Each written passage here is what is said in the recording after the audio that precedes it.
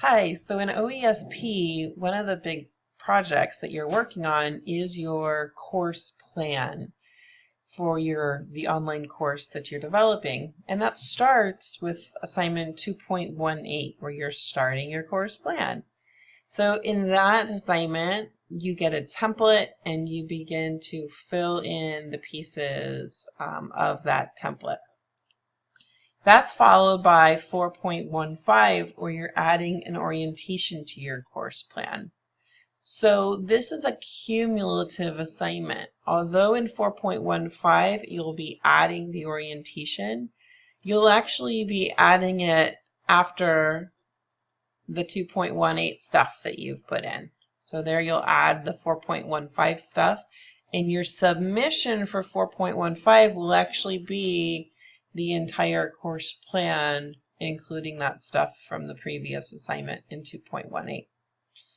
Then when we look ahead to 6.23, that's where you'll be adding a summative assessment to your course plan.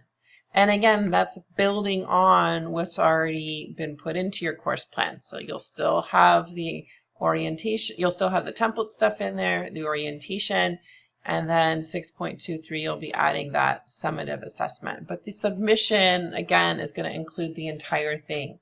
So that way when we're looking at your course plan in 6.23, we can still reference what you did in 4.15 and what you did in 2.18.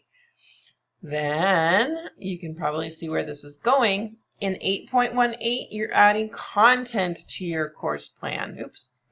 But you're doing that inside of what's already there, again, so that we can reference, what your assessment, what your summative assessment is going to be.